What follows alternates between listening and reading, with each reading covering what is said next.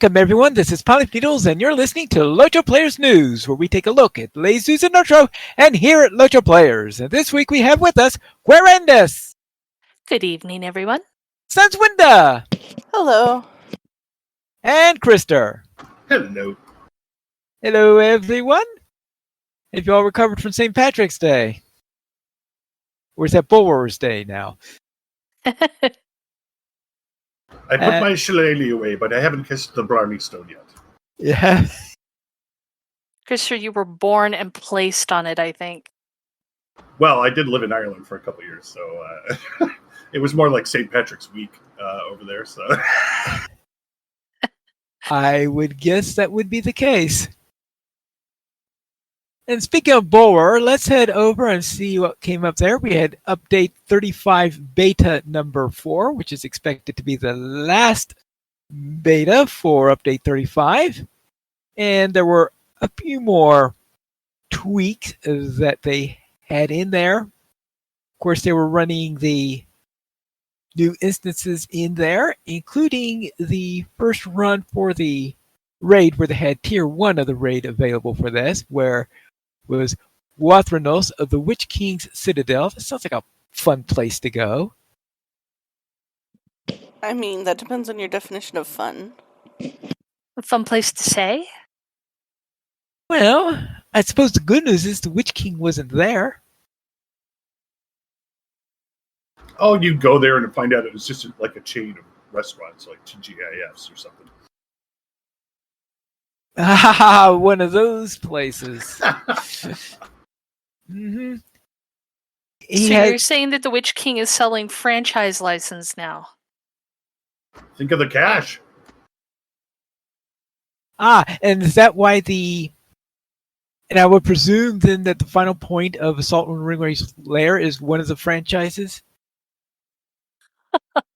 That's right. But you don't get to go inside. How can I know? Well, I suppose That's awesome. It's the ultimate test to see if you're worthy to be a franchisee. You qualify. Congratulations. yes. And some of the updates that they had is that for the Bjorning, leveling roar no longer reverts to takedown when dual wielding. On the burglar, Pelennor Ambusher's armor set is now grants plus 33% critical magnitude bonus over aim when aim is active rather than an automatic devastate. The old version didn't synergize well with the burglar's other skills. And double-edged strike and flashing blades traded with focus strike should now reset properly with ready and able. As for the captain, and now Christopher is shaking his boots. Let's see. Reduce the potency of Master of War's critical chance buff from 50% to 25%. Okay. The damage buff from Blade Brothers Inspire has been reduced slightly. What do they mean slightly? Cry of Fury targets and radius increased. Okay. Captain damage reduced slightly. What? How can you reduce something that doesn't exist? It now does negative damage and heals the enemy. That's right. We support everyone, including our enemies, in times of battle. So. Yeah, that was a strange one when I saw that. Captain's damage reduced slightly. I said, Captain, the most notorious, not doing damage. Yeah, that's terrifying to me. That's we probably should just do away with swords altogether and just have a series of legendary feathers. Legendary lemons. Damage reduction from In Harm's Way Tracery increased slightly. And damage reduction from Noble's Mark Noble Battle effect reduced. It's like surviving, and that's the kind of the general gist I'm getting now. Is okay. Well, I'm hoping that they're talking about this relative to what was in beta, and that maybe they're just tuning it back to something that still better than the old version. Yeah, we'll have to see. I just find the damage reduction hysterical at this point. It's yes. You do know which class this is, right? Yes.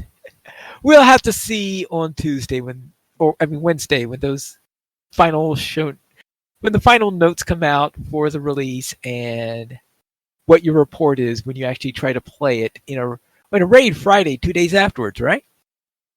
Hopefully, yeah. I'm hoping we'll have a group together to now, do that. So. Are you going to be doing Hidden Horde, or are you going to be doing the new raid?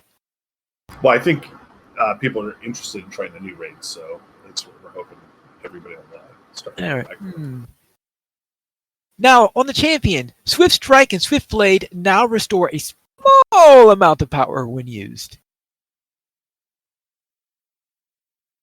And on the Minstrel, the Echo from Thunderous Coda, applied by Coda of Fury, now deals the same damage that the skill tooltip displays. Major Ballad Resonance now restores a small amount of power when used. And the trait Pause for Breath now increases the power restored by Major Ballad Resonance. Now, this is my ignorance of minstrels, but did they have a power return skill already, or is this new for them?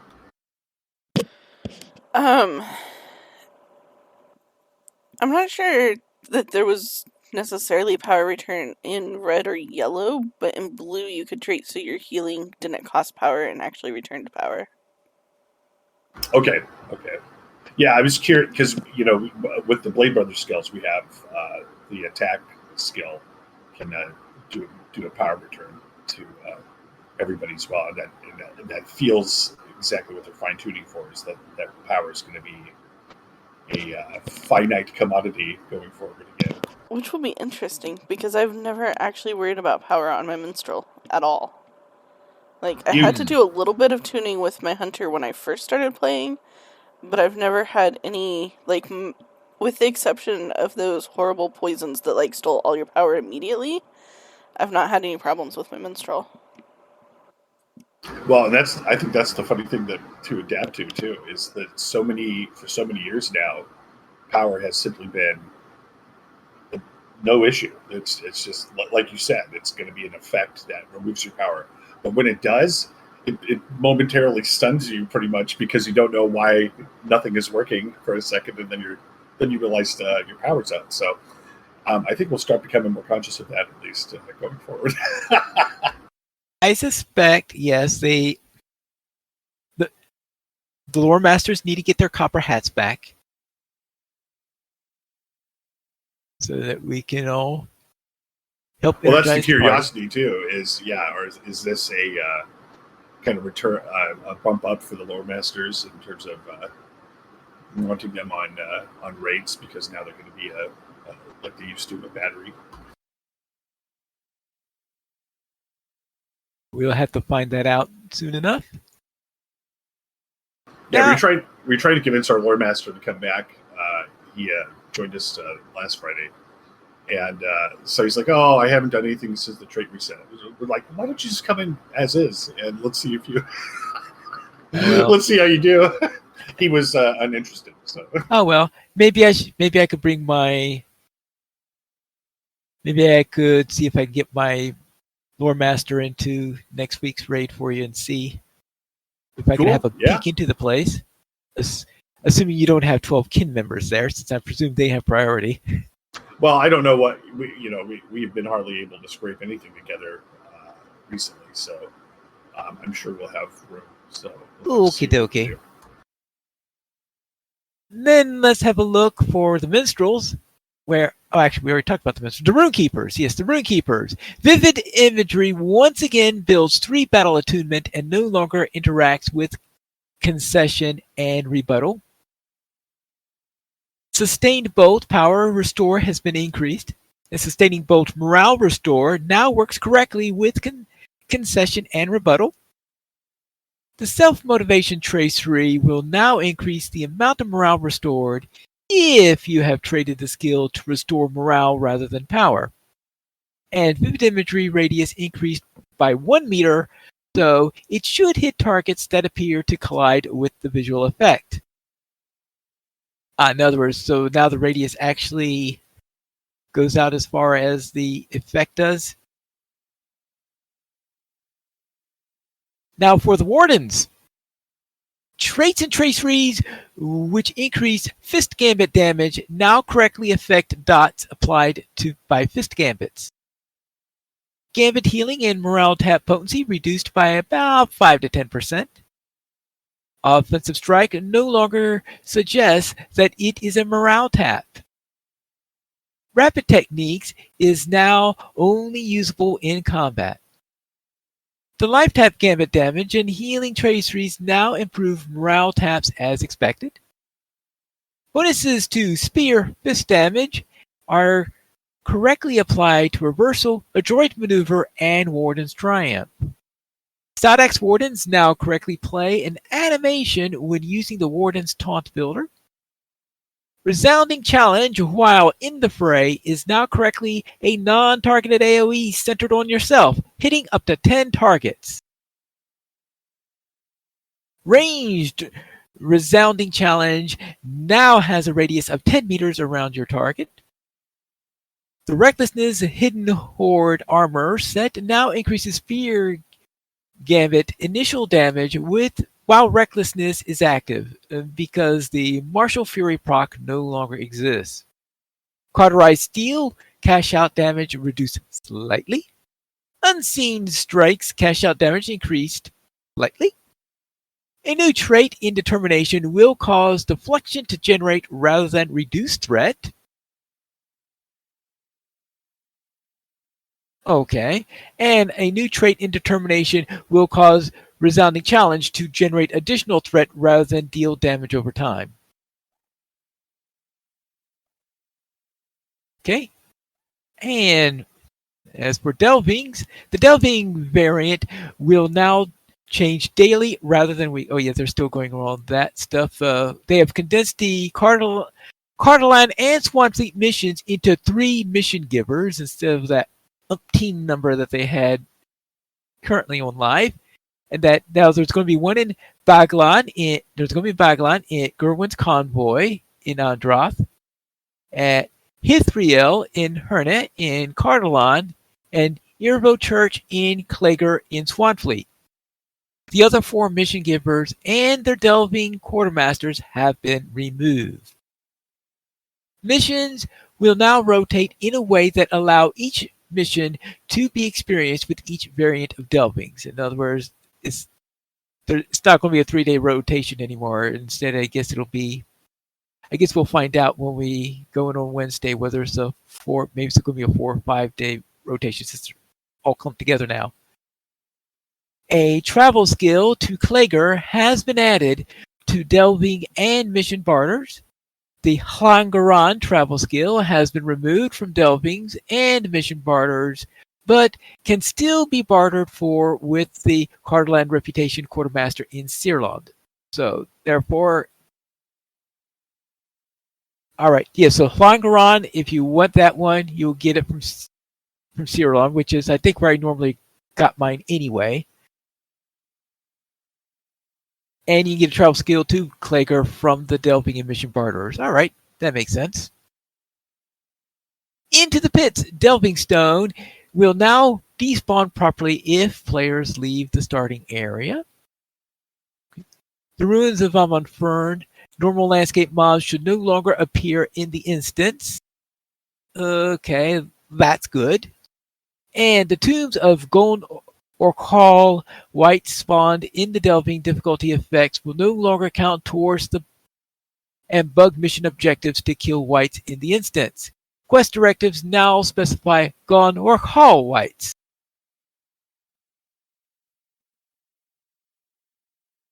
Okay. Now, monster play. For the Orc Reaver, blade toss range is now 10 meters. And Glory and Victory now correctly changes when you have a defeat event. And also, all creep skills were reviewed for power expenditure and adjustments were made. Burskoth now properly patrols around Grotham. Grodris is now more deadly. Grodris now spawns correctly and should also reset correctly. Lenithal's insignias should now all function correctly and prevent further combat effects, specifically slows, from taking place for a short duration after use. Free people quests in the Entmoors now provide a proper combinations for quest completions. Audacity, modified through the use of tinctures, now properly scales with the changes to the mastery statistics. Set the new target dummies to be friendly to the monster guards in the Entmoors. Okay. Were they not before? Well, they said the new target dummies, so apparently maybe the new target dummies weren't. I guess old ones maybe were acting properly. Right. An errant string in the new Free People tutorial in the Entmoors was addressed. Combinations costs have been reduced for Free People's Audacity equipment. Audacity for Free Peoples now requires you to equip PvP gear in each armor and jewelry slot, including cloaks. PvP cloaks now give 1 Audacity. Damage bonuses from Audacity have been reduced slightly. And new Entmoors dummies now have a usage cooldown. Okay, so the way I'm understanding that, this is how we're going to deal with balance. You can't wear your PvE gear onto the moors if you're a Freep. You have to wear PvP gear. Or you're not going to get Audacity, but what's the point otherwise?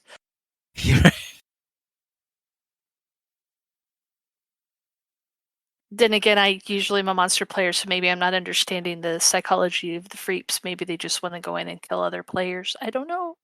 I have no idea. The Spring Festival wrapper quest, the Splendor of Spring, now has a Tracery Token Legendary added to its rewards. Alright. And Sarkforn, the Black Grave, Lilith, and Astronon's Undead Ally now gain more defense stacks. Slightly increased damage of various damage over time effects in Plodox and Loylat's fights, and slightly increased Plodox damage while enraged. And as for General, added Burglar and Captain trainers to Gondman in Ered Luin. Alright, now here, let's see. Yeah, I guess because there were no... Yeah, I guess Gondman wouldn't have had them in the past. Alright. And I guess the High Elves, would have wanted Captain trainers. So I'm surprised it took them this long then, since High Elves could have captains. I would assume that a lot of them would have gone through Ered Luin. Oh well. Well, by the time they made up their mind, it was like 100 years later, right? So, you know. Okay, yes, you got a point there. And that's it for them. Though, of course, we will have a full set of release notes for the update when it comes out next week. Though. And that's right, I said next week because they are having an update next week, and it looks like, barring a major disaster, that update is going to be update 35.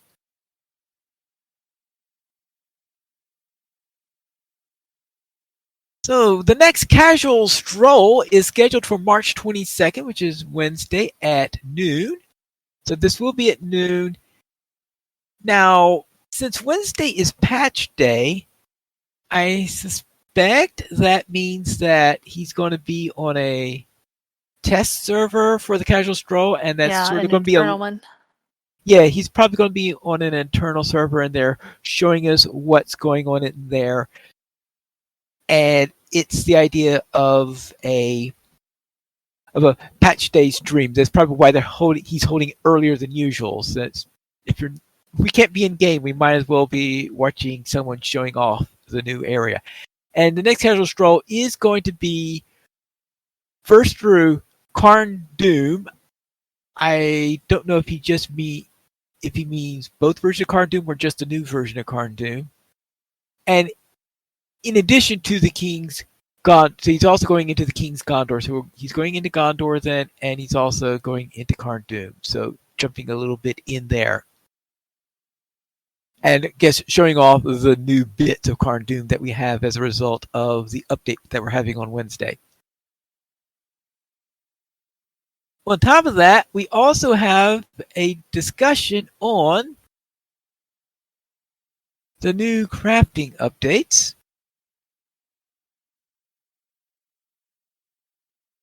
That they are planning. The planned crafting updates where, actually, let's see. Here it is. Oh, we have some plans for LOTRO's crafting systems, and we want to update you on where we are headed so that you can share in on our thought process and direction. And overall, vocations. At the outset of the game, we wanted the crafting system to serve manifold purposes. Vocations were designed with these factors in mind: socialization, game economy, and a unique way to highlight crafting. As time wore on, we added tiers and then complexity through guilds. Crafting has been bumped with each new level band, and a focus on the system is something that has not happened for some time. So they hope that throughout 2023 to address that with updates to modernize the crafting systems. So first off, professions. The first step is to separate vocations into individual professions. Our intent is allowing characters with a vocation to keep the 3 associated professions at the level that they currently have achieved. Players who are just enrolling in the crafting system can choose any 3 professions that they want. We are also likely to allow players to expand their crafting vocations to add 1 more slot. The details on how this works is required has not yet been solidified, but we are not expecting to allow players to have more than 4 professions trained at a time. The reason for this is simple: we still want to keep the social and gameplay economy moving through the crafting system, while also offering you some more flexibility. So that's the thing they're there. They want to break up the vocations into the 3 separate professions in there, and possibly adding a 4th one, which they are seriously considering based on how he gave that on there. So I think we talked about this before. Anyone have any new thoughts on this? Nope.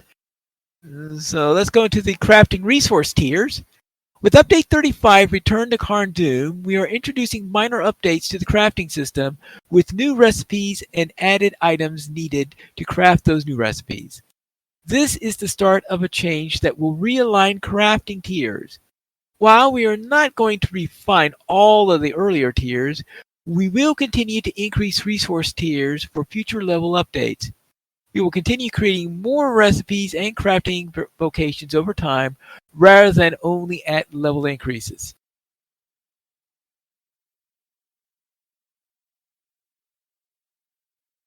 All right.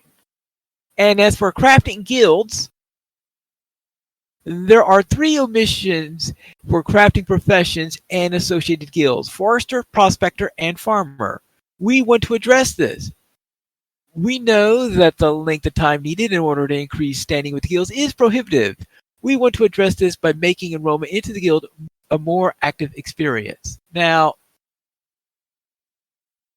one of the things that they were considering on doing this was that if you didn't work on anything for the guild for a while, your guild standing will start to decay, and that brought fire. Oh, that brought so much fire that they deleted that from the proposed list.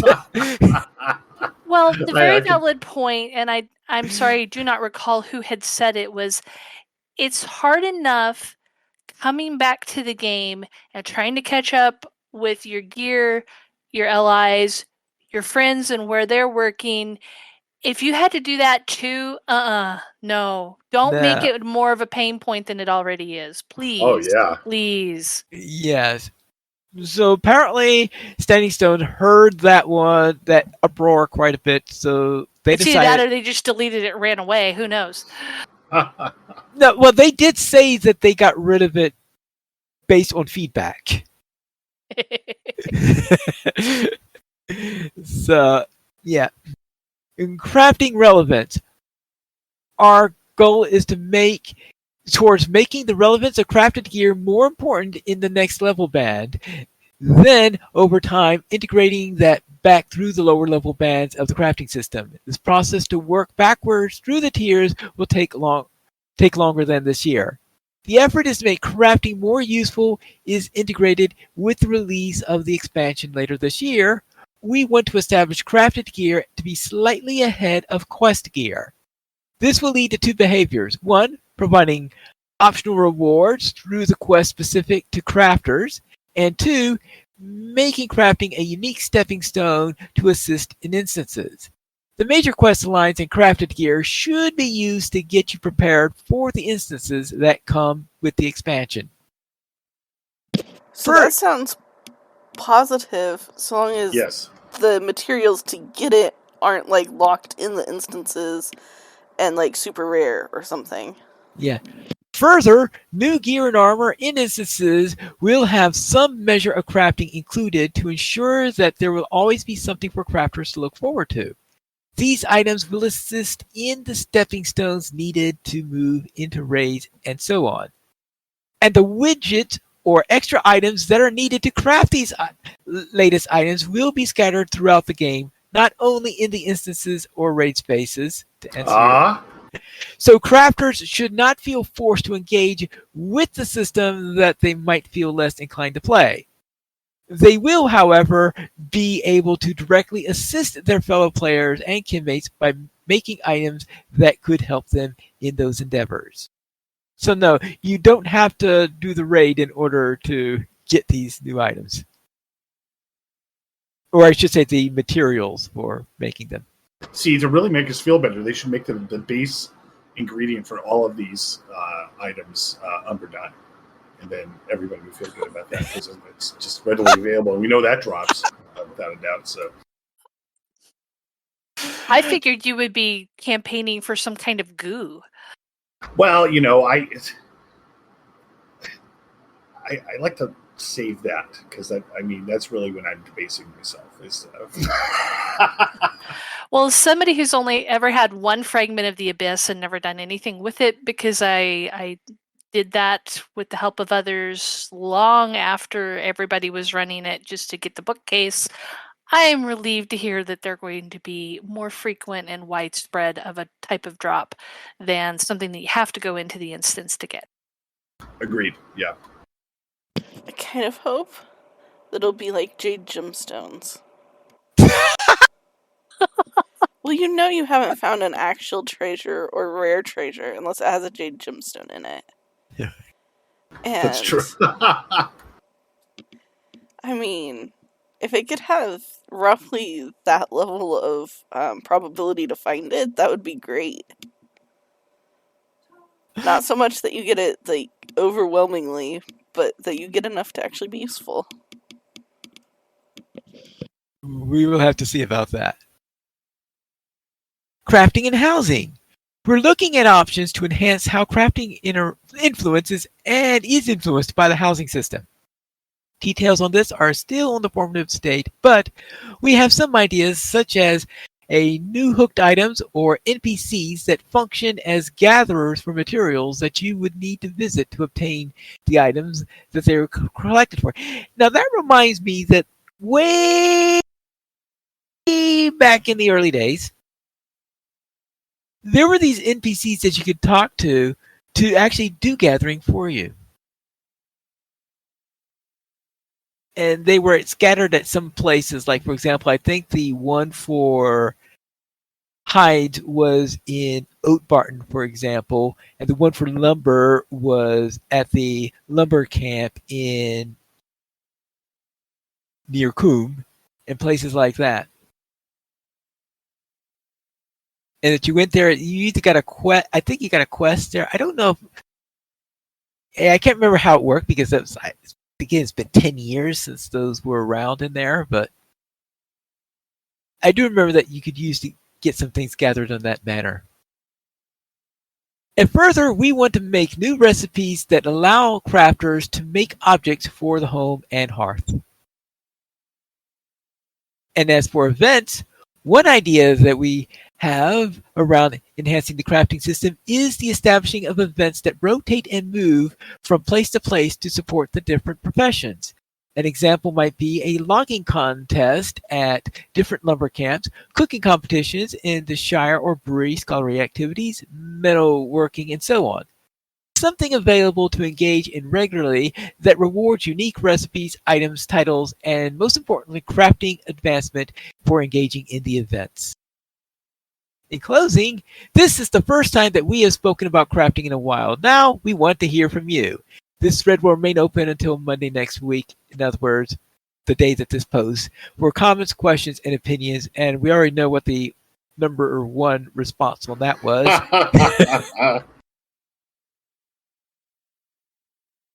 So they got some.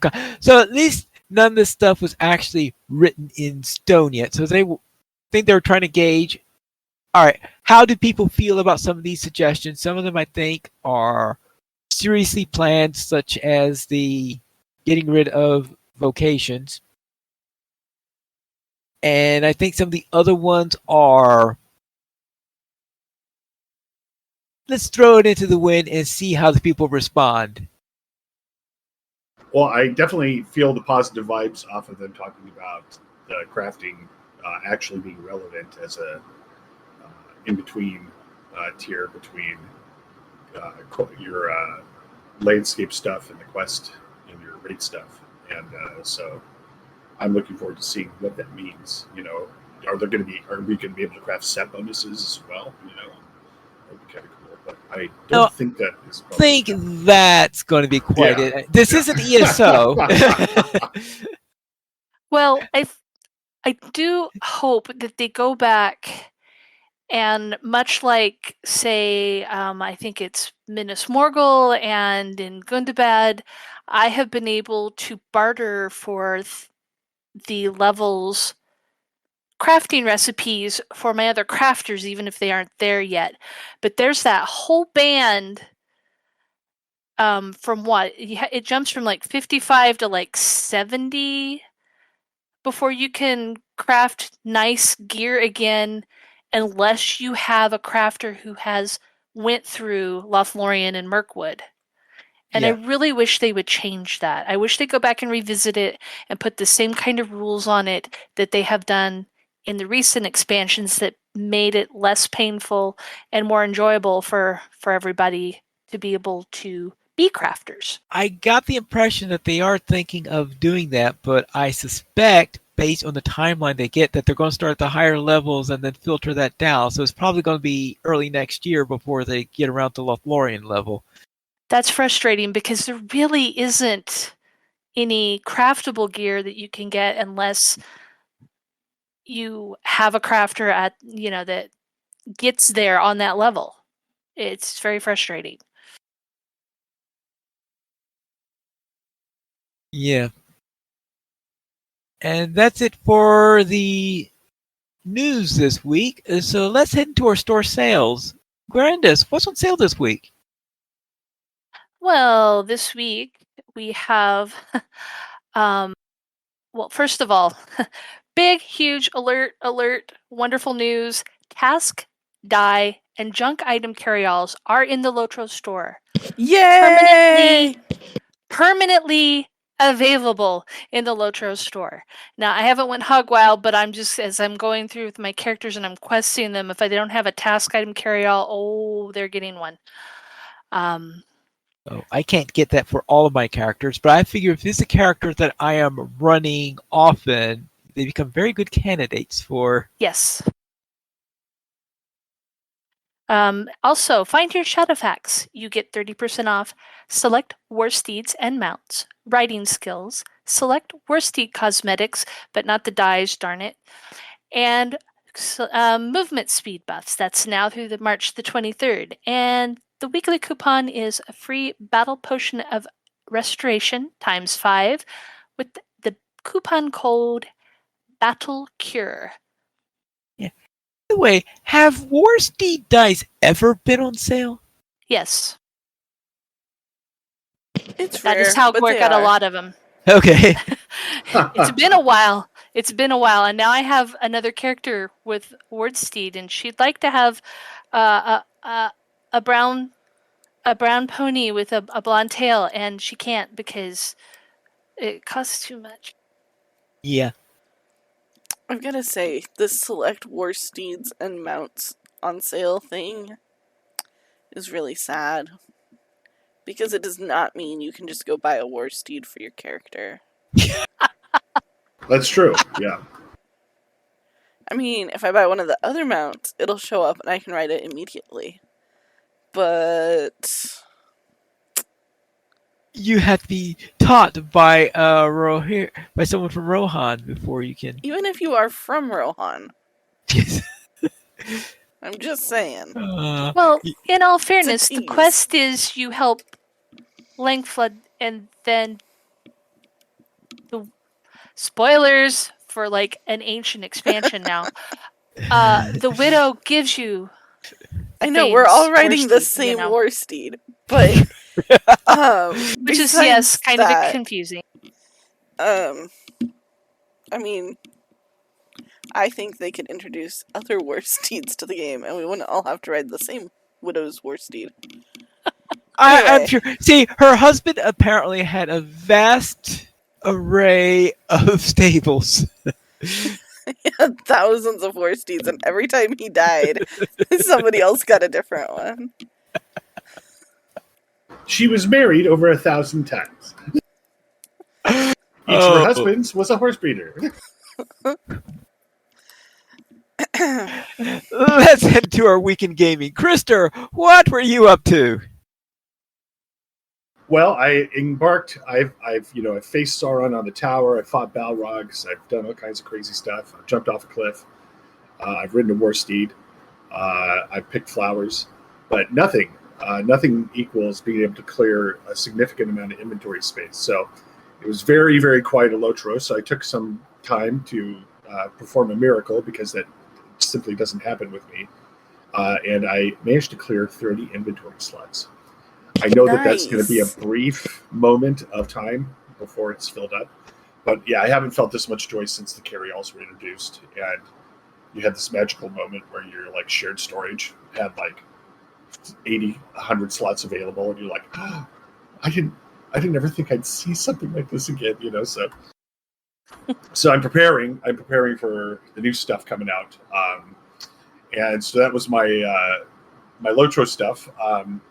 And then we got together in ESO, which was a ton of fun. That was so much fun, grouping up and going, running around and tanking stuff. And I've been tanking events quite a bit. But I realized that not only do I enjoy taking the event, but it's mainly just I enjoy riding that gigantic bear around at light speed because he moves very, very fast now.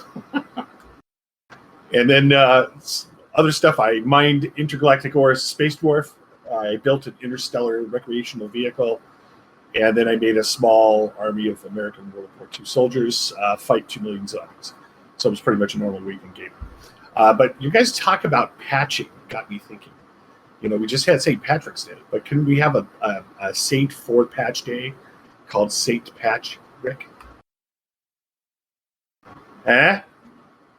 Okay. What? They don't all work. Okay, fair enough. And just to distract everybody, Guare, what were you up to this week?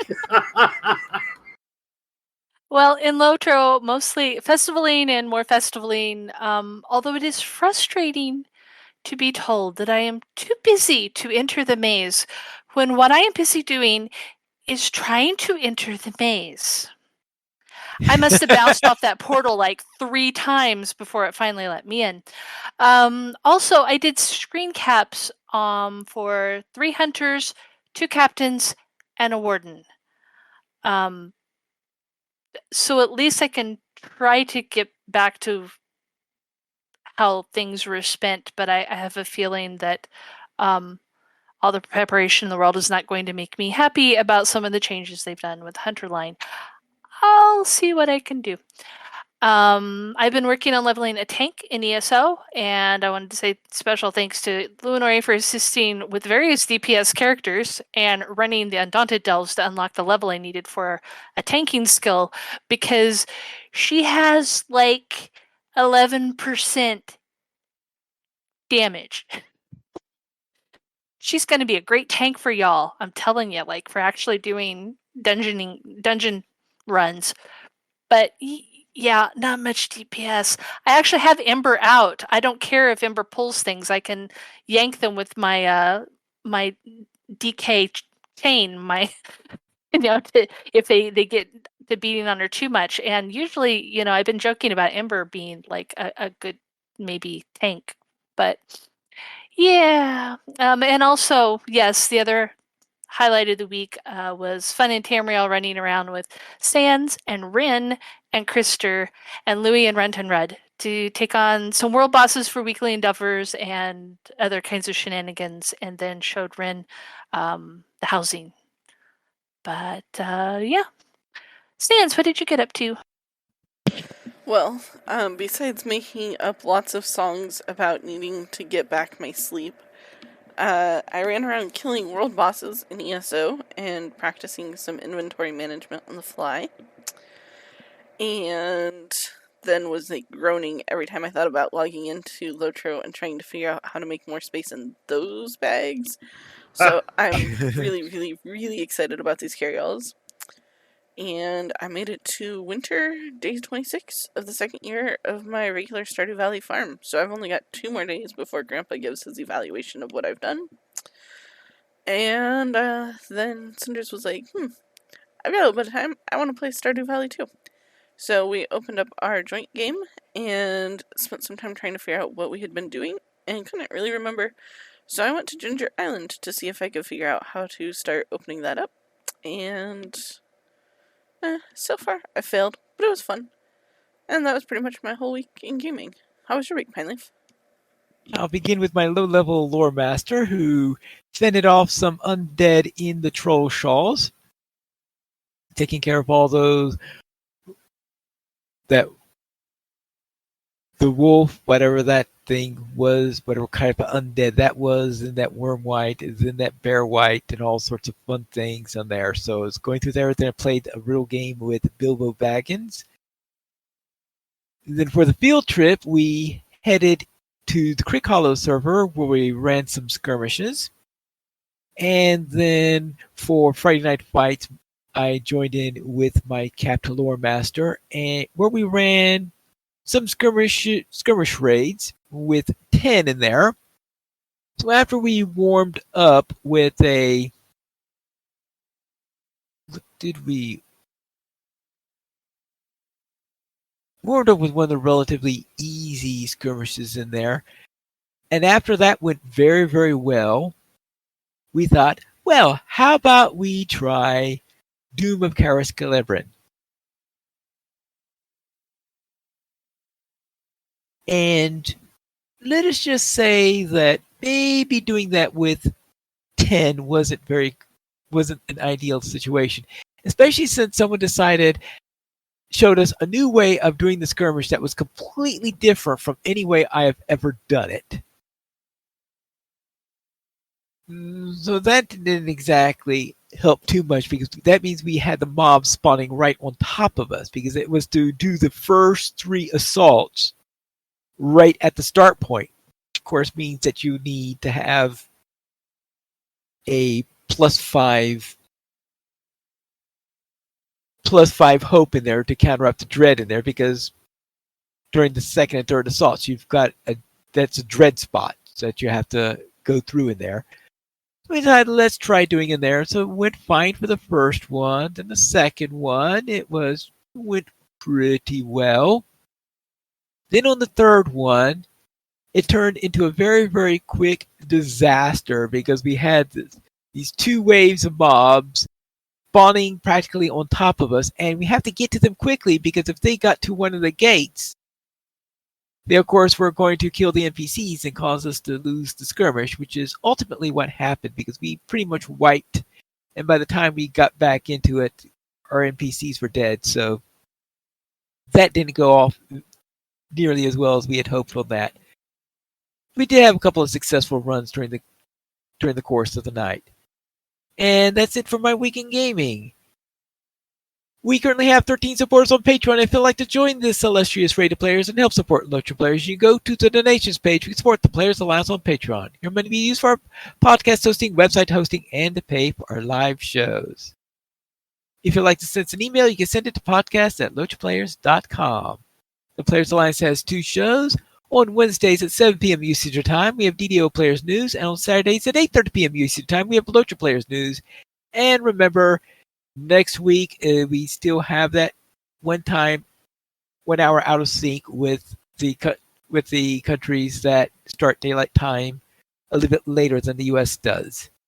And you can join us for our shows at lotraplayers.com/live. And that's it for tonight. And this is Pilot Needles reminding you to skirmish responsibly.